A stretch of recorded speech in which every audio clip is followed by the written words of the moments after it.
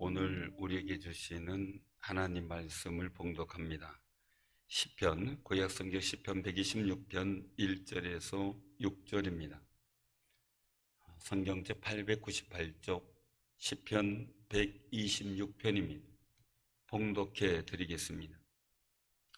여호와께서 시온의 포로를 돌려보내실 때에 우리는 꿈꾸는 것 같았도다. 그때에 우리 입에는 웃음이 가득하고 우리 혀에는 찬양이 찼었도다. 그때의 문나라 가운데서 말하기를 여호와께서 그들을 위하여 큰 일을 행하셨다 하였도다. 여호와께서 우리를 위하여 큰 일을 행하셨으니 우리는 기쁘도다. 여호와여, 우리의 포로를 남방 시내들같이 돌려 보내소서. 눈물을 흘리며 씨를 뿌리는 자는 기쁨으로 거두리로다. 울며 씨를 뿌리러 나가는 자는 반드시 기쁨으로 그 곡식단을 가지고 돌아오리로다. 아멘.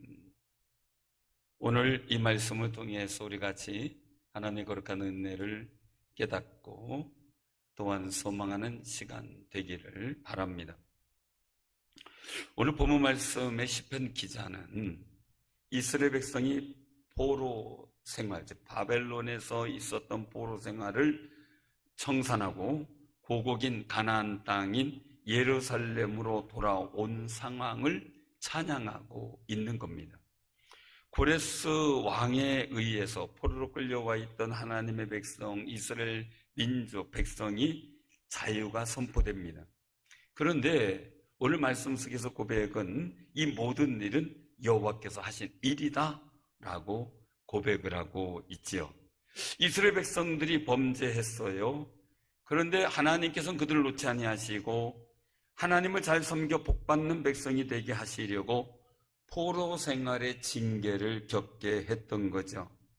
그들은 포로 생활 내내 하나님을 섬기는 것이 복되지 하나님을 섬기지 않다 세상을 섬기는 것이 얼마나 힘든 것인가를 경험하게 되는 거죠. 그래서 이스라엘 백성이 70년 동안의 포로 생활에서 해방되자 기쁨이 너무 큰 나머지 꿈꾸는 것 같았다. 이게 생시냐 꿈이냐 이러고 있는 겁니다. 너무 감격해서 얼굴에는 웃음이, 입술에는 찬송이 그치지 않았던 겁니다. 여러 나라 사람들도 여호와께서 그들을 위해서 큰 일을 행하셨다라고 이야기를 했습니다. 사실 고대 근동 지역에서 포로로 잡혀간 나라가 다시 나라의 주권을 회복한 나라가 얼마나 될지 모르겠지만 거의 없다고 봐야 되겠지요. 그런데 이스라엘 백성들은 포로 생활에서 풀려나 고향으로 돌아오기는 했지만 예루살렘을 재건하고 회복해야 될 고통과 책임이 남아 있었던 겁니다. 뿐만 아니라 아직도 바벨론 땅에 남아 있는 사람들도 상당히 많이 있었던 거죠. 예루살렘 성전 해파됐죠. 성도 무너져 버렸죠. 그래서 여호와 하나님께 이 이스라엘 백성이 고향으로 돌아와서 자신들이 무거운 짐을 벗고 편히 살 수 있는 아름다운 은혜를 구하고 있었던 겁니다. 탄원한 거죠. 또한 바벨론 땅에 남아있는 백성들도 자신들처럼 고국에 돌아와 이 정말 주권을 찾은 백성의 자유를 누리게 해달라고 간구하고 있는 겁니다. 하나님의 긍휼의 시작은 우리가 흘리는 눈물의 기도입니다. 기도에 응답하셔서 기쁨의 단과 그 곡식단을 얻게 하는 거죠.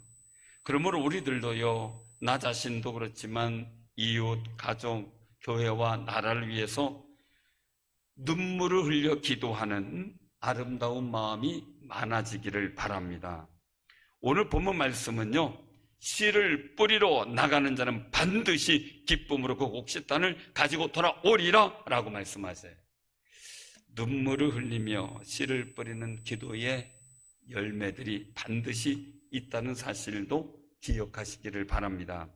우리나라는 1945년 8월 15일 일본의 항복으로 제2차 세계대전의 종식됨으로 독립된 나라입니다. 그때 우리나라 민족도 여호와께서 우리나라를 위하여 큰 일을 행하셨다라고 감격했어요. 1948년 8월 15일 대한민국 정부가 수립이 되죠. 우리나라 대한민국 정부는요, 일본의 강점으로부터 벗어난 날과 독립국으로서의 정부가 수립된 날을 기념하기 위해서 1949년 10월 1일 국경일에 관한 법률을 제정하여 매년 8월 15일을 광복절이라고 국경일로 지정하게 된 겁니다. 우리는 이 광복절을 보면서 세계사 속에서의 역사의 관점에서의 그런 모습이 아닌 하나님의 관점으로서 보는 역사 의식을 가지고 하나님의 뜻을 깨닫는 귀한 시간 되시기를 바랍니다. 그래서 첫 번째는 광복의 역사는 기억하지만 분노하게 하는 것은 유익하지 않다라는 것을 우리가 기억해야 됩니다. 광복의 역사는 기억은 해야 돼요. 그러나 분노하면 우리가 밝은 미래를 볼 수가 없기 때문입니다. 역사를 잊은 민족에게는 미래가 없다라고 하는 말이 있습니다. 왜냐하면 조상들의 잘못된 점을 철저하게 반성하고 앞으로 되풀이하지 않도록 하기 위함이고요. 또한 조상들의 잘된 점을 배우고 계승하고 발전시켜 나가기 위함입니다. 그래서 역사는 정신의 거울이다라고 말해요. 역사는 정신의 거울이다. 거울을 보고 옷매무새 이렇게 하잖아요. 근데 제가 이 소를 이건 축복과 그리고 어떤 정말 하나님의 종으로서의 권위와 그리고 어떤 그 모습을 나타내는 거지만 이게 가끔 가다가 거울을 보고 올라오는데 이게 조금 삐뚤렇게 되는 데가 있어요. 어떻게 하다 보면 그렇게 돼요. 근데 그렇게 되면 제가 서 있으면 뒤에서 아내는 안내위원들이 막 이렇게 합니다. 그러면 이렇게요, 이렇게. 아마 보신 분들이 있을 거예요.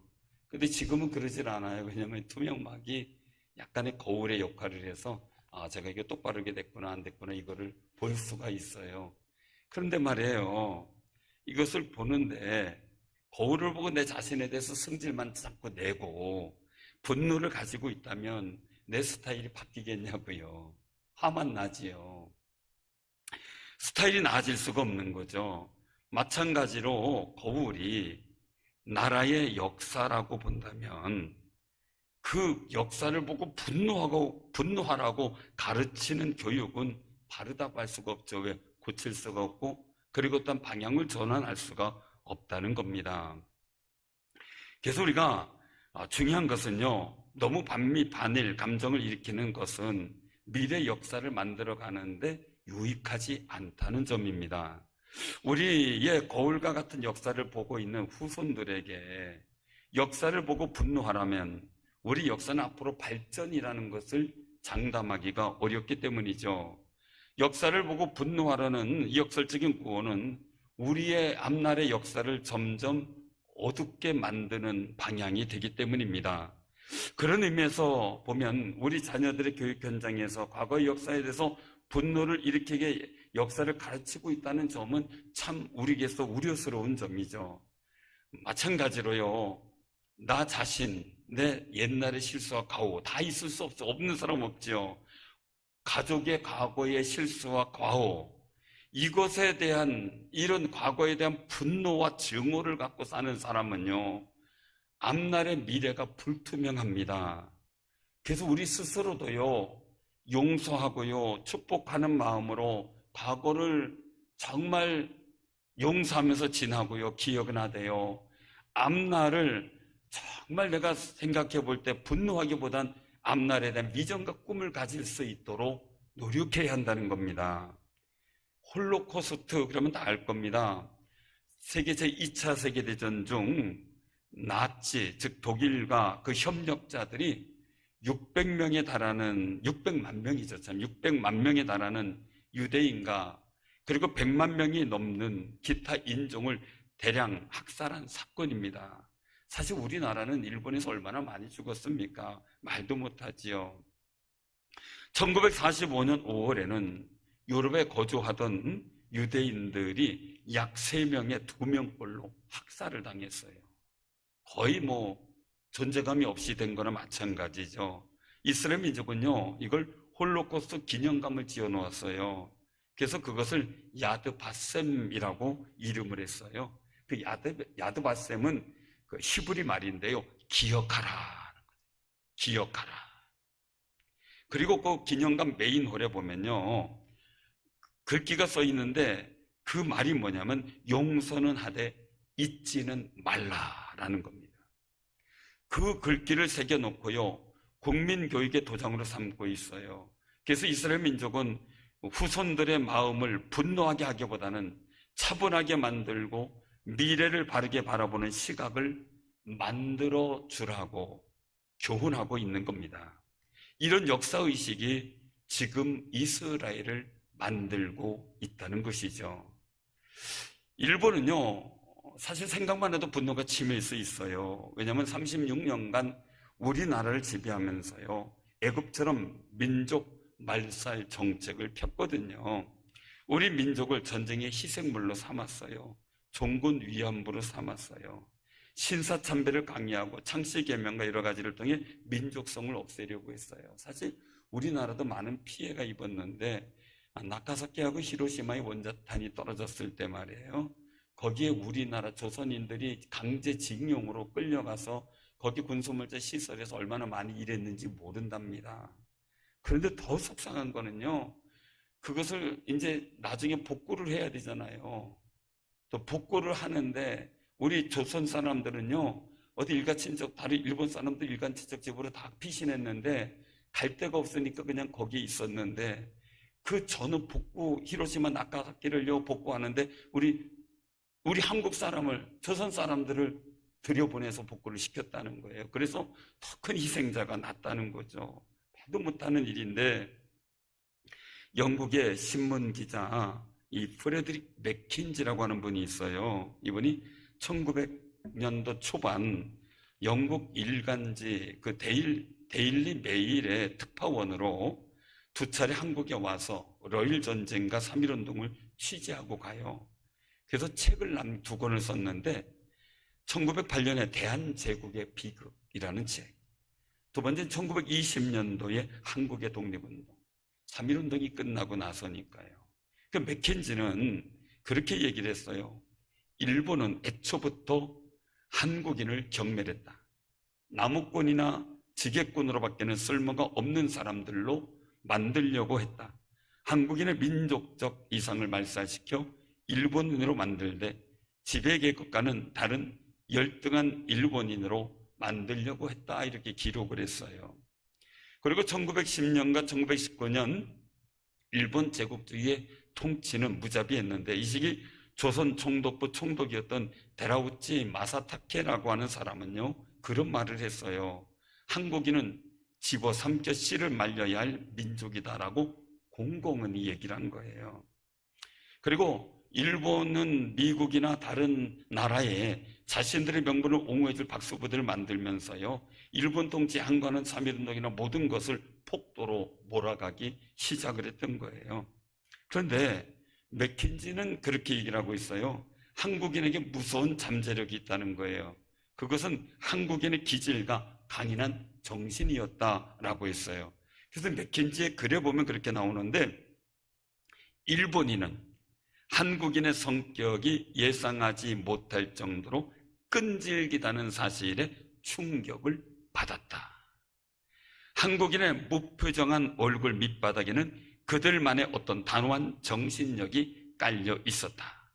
일본인은 한국인을 동화하는데 성공한 것이 아니라 오히려 한국인의 민족성을 되살리는데 성공한 셈이다. 이렇게 말했어요. 오늘 여러분들 보면 무표정하게 있는데 그래도 아멘 하는 믿음을 깔고 있을 줄로 믿습니다. 여러분들이 코로나 시대 무표정하더라도 하나님을 믿고 내가 승리하겠다는 결단과 믿음의 담대함이 여러분들 속에 깔려 있는 줄로 믿습니다. 무표정은 한국 사람들 속에 담겨져 있는 정신력, 그것이 일본인들에게 두려움이 됐다는 거죠. 그리고 맥켄지는 또 주저앉지 않고 얘기를 합니다. 굉장히 중요한 얘기예요. 피압박 민족보다, 즉 한국인입니다. 피압박 민족보다 더 열등한 민족, 일본입니다. 더 열등한 민족이 4,000년 역사를 가진 민족을 동화시키는 것은 절대 불가능하다. 일본은 자신의 능력을 과대평가하는 반면 한국인은 과소평가한다라고 말을 했어요. 사랑하는 성도님들, 우리 스스로도 자부심을 가져야 돼요.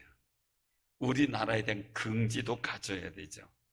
이렇게 맥켄지가 이렇게 평가를 내리는 일들 속에서는요, 중요한 일이 있는데 한국 교회가 있다는 거예요. 그만큼 독립운동가 민족의식을 불러일으키는데 중요한 거점이 되었던 것이 한국 교회였고요. 그래서 한국 교회에 더 압박을 가하게 돼요. 그래서 종탑에 종들을 다 철거해 가고요. 성경도요, 출애굽기 막 이런 거 읽으면은 이스라엘 민족이 애굽에서 탈출하는 과정처럼 한국이 식민운동이 일어날까 봐 그것도 못 읽게 하고요. 오직 사복음서만 읽게 만들었어요. 그리고 주일밤 예배, 수요 기도회 모이지 못하게 했어요. 기도회, 심야 기도회 더더욱이 그렇죠. 그러나 교회는 거기에 분노하지 않았어요. 기도로 이겨냈고 예배를 지켰어요. 사랑하는 성도님, 어떤 두려움도 우리 믿음의 선조들이기를 막지 못했던 겁니다. 요한복음 20장 19절에서 20절에 보면 안식구 첫날 저녁 때에 제자들이 난감하죠. 왜요? 예수님을 죽인 유대인들에게 분도 치밀죠. 그렇지만 자기들도 잡혀갈까 봐 두려워합니다. 그리고 모인 곳의 문을 꼭 닫아 걸었습니다. 그때 예수님께서 갑자기 가운데 오셔서 너희에게 평강이 있을지어다 라고 선포를 해요. 그리고 손과 옆구리를 보여주시니 제자들이 참 기뻐했어요. 사랑하는 성도님들, 우리도 이때에 우리는 꼭 기억을 하셔야만 합니다. 이 시대 상황이 우리를 힘들게 하고요, 코로나가 힘들게 하고요, 두렵게 하고요, 그렇게 할지라도 분노하기보다 기도하고 하나님의 보호하심과 인도하심을 믿고 눈물로 기도하며 주님이 주시는 평강을 얻는 귀한 승리자들이 되시기를 바랍니다. 정말 우리가 세상에서 분노할 일이 너무 많지만 분노보다는 눈물의 기도가 우리의 삶을 더 복되게 할 줄로 확신하시기를 바랍니다. 두 번째는요, 광복의 역사에는 하나님의 은혜가 담겨 있다는 것을 알아라 라는 겁니다. 따라해 보세요. 광복의 역사에는, 조금 더 크게, 광복의 역사에는 하나님의 은혜가 담겨 있다. 이게 중요하죠.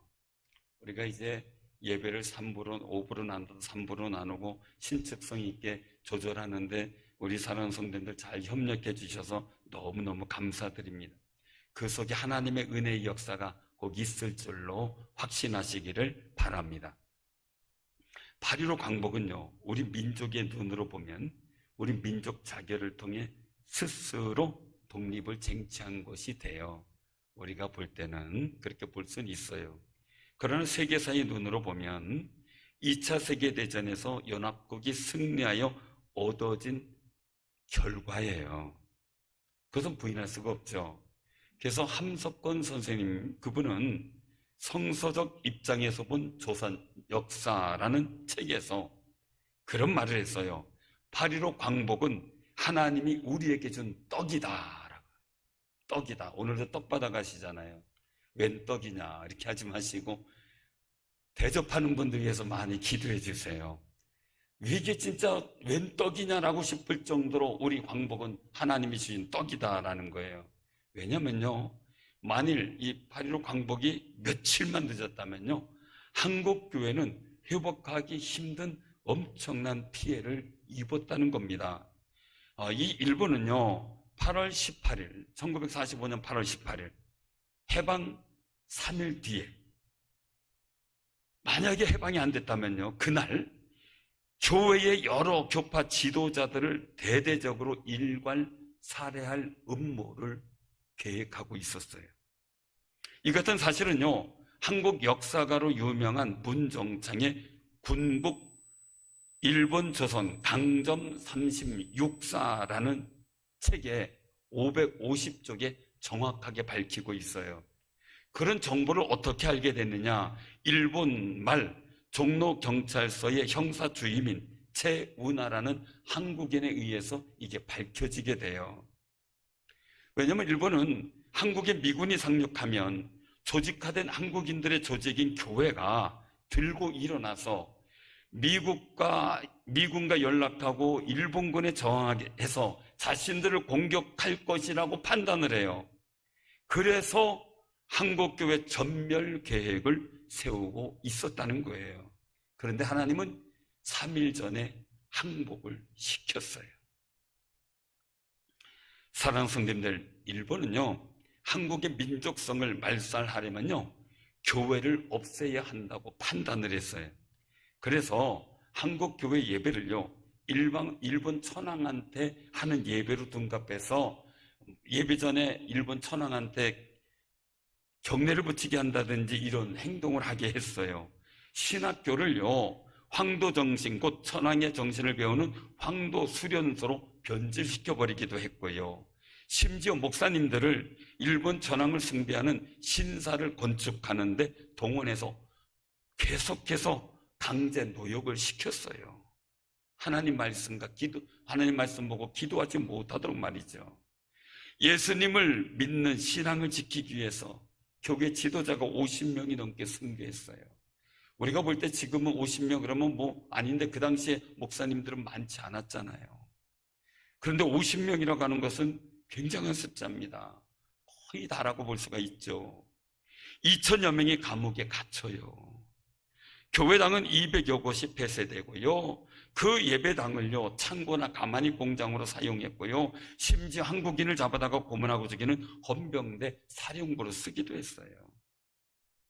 이런 아픔 속에서도 교회는 분노하기보다는 기도하며 눈물의 씨를 뿌렸던 겁니다. 요한복음 4장 23절에 보면 아버지께 참되게 예배하는 자들은 영과 진리로 예배할 때가 오나니 곧 이때라. 아버지께서는 자기에게 이렇게 예배하는 자들을 찾으시느니라. 그런 모진 아픔과 어려움 속에서도 예배하는 그 현장을 하나님이 찾아주셨습니다. 사랑하는 성도님들, 지금 우리가 힘들고 어렵지만 예배를 나눠드리기도 하지만 그 속에서 예배드리는 이 현장을 하나님께서 찾아오실 줄로 믿으시고 찾아오신 줄로 확신하시기를 바랍니다. 사실요, 한국교회는요, 굉장한 역할을 많이 했죠. 자유와 평등의 기치 아래 국민이 국가 주인이 되고 시민이 사회 기초가 되는 민주사회를 건설하는 일에 중요한 정신적 지주의 역할, 개혁의 역할을 했고요. 그리고 더 밝은 미래를 위해서 국민의 정신개혁 일환으로 물산 장려 운동이라든지 금주군면 운동으로 민족주의 마음을 일으켜서 국민 정신을 일깨운 것도 바로 한국교회예요. 그래서 광복의 중요한 역할을 한국교회가 많이 한 거죠. 나라가 시련과 그리고 또 아픔의 역사가 있을 때 번성하도록 함께 노력하고 기도하고 눈물의 씨를 뿌린 게 한국교회였고요.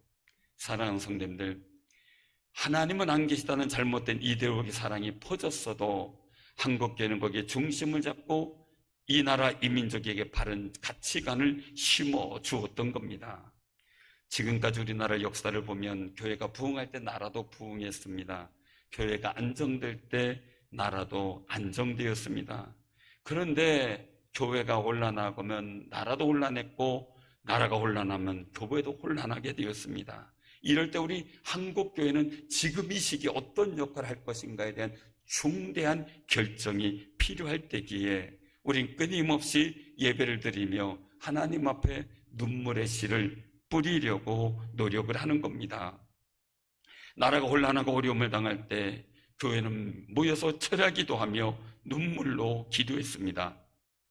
그리고 난국과 혼란을 이기고 나라가 부강하고 평안하게 할 지도자를 세워주기를 하나님께 울면서 탄원을 했던 거지요. 하나님은 믿음의 선조들의 이 기도를 들어 응답하셨고 그것이 지금 이 나라가 되었던 겁니다. 앞으로도 우리의 기도를 듣고 응답하셔서 대한민국의 역사가 번성하고 복되게 되기를 소원하는 아름다운 삶이 되시기를 바랍니다.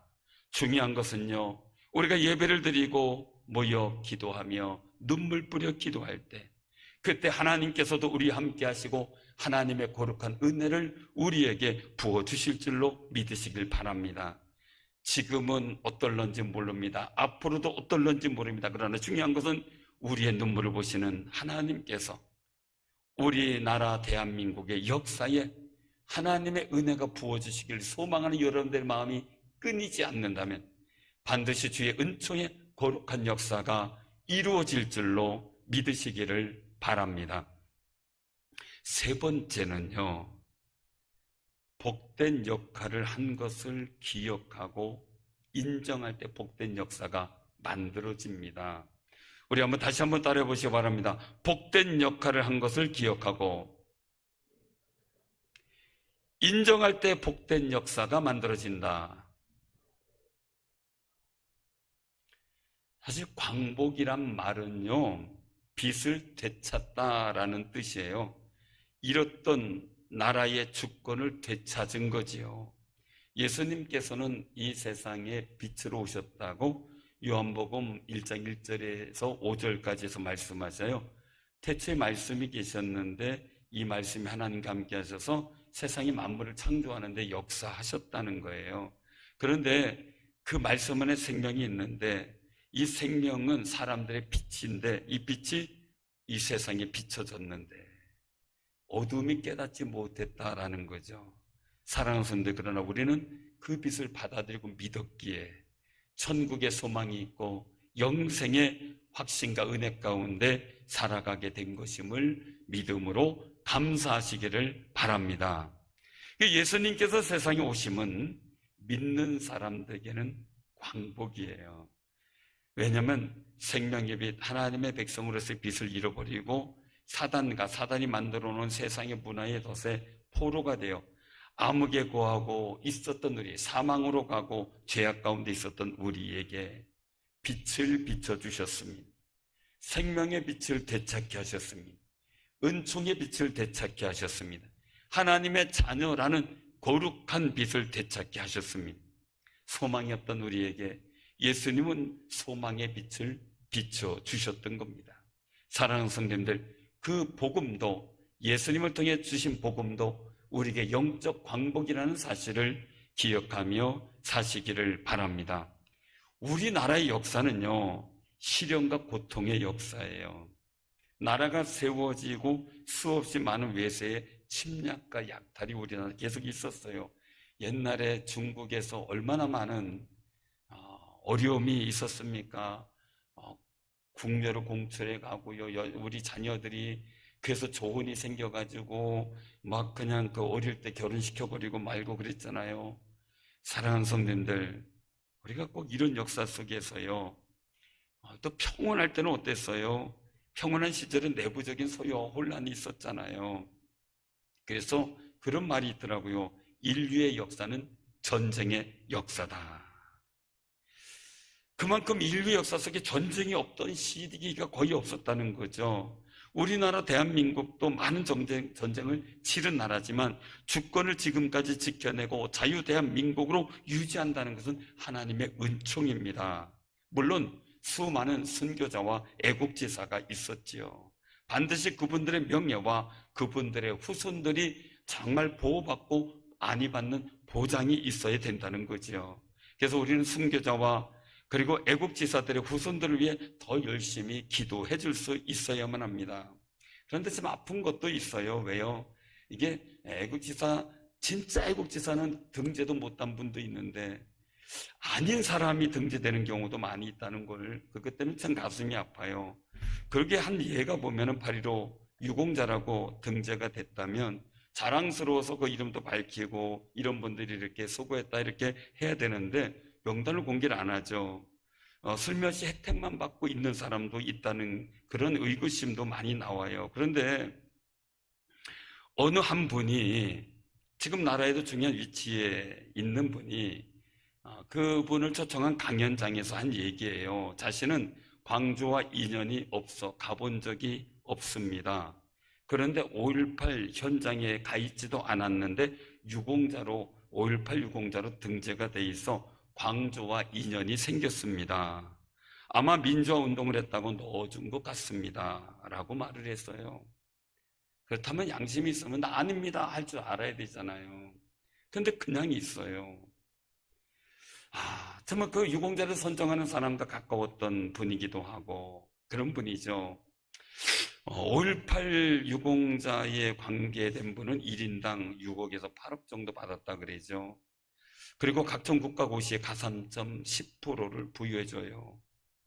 그래서 이 5.18 유공자 중에서 판검사 공무원이 많이 됐다고 하는 얘기가 나오고 있더라고요.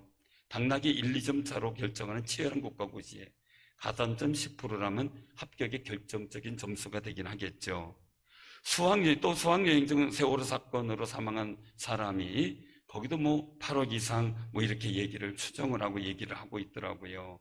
그리고 민청학년 그리고 민혁당 관련자 보상금이 1인당 6억 이상이었어요.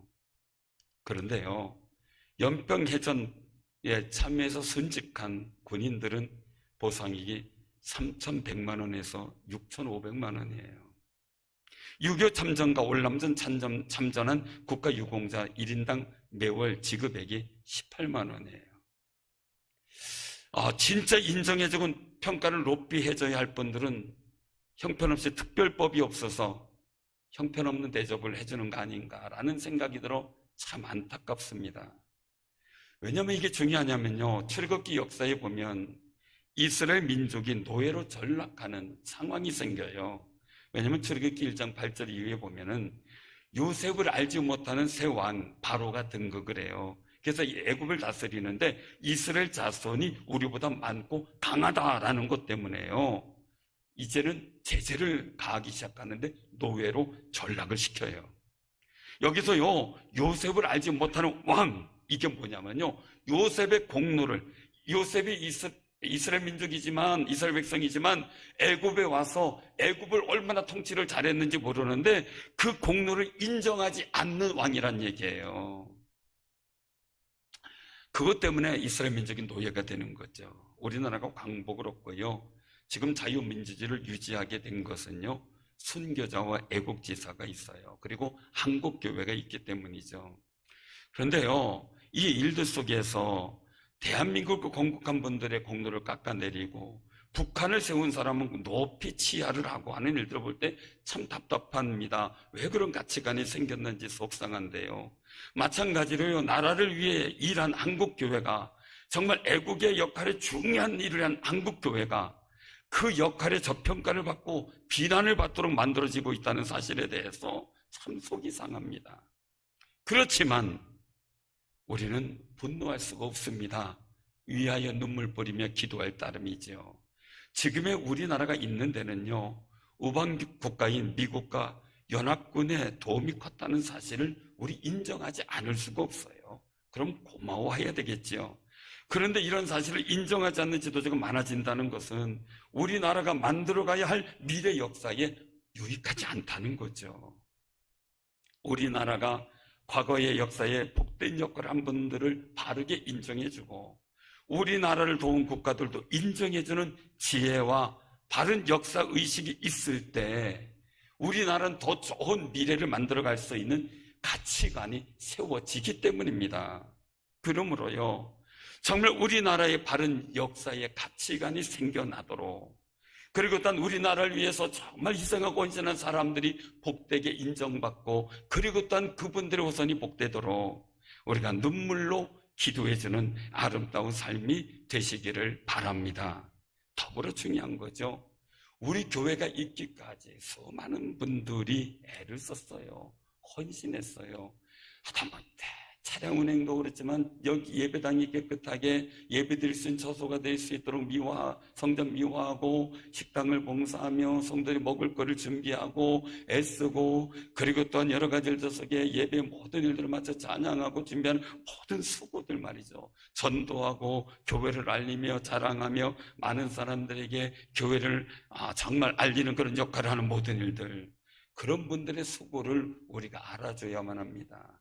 기쁘게 여겨주고요, 위로도 해주고요, 축하도 해주고요, 격려도 해주고요. 그러면서 우리가 교회를 바라볼 때 교회의 영적 역사를 바르게 바라볼 수 있는 힘이 생기는 겁니다. 미래 비전과 꿈도 만들어가고 말이죠. 사랑하는 성도들 꼭 기억하시길 바랍니다.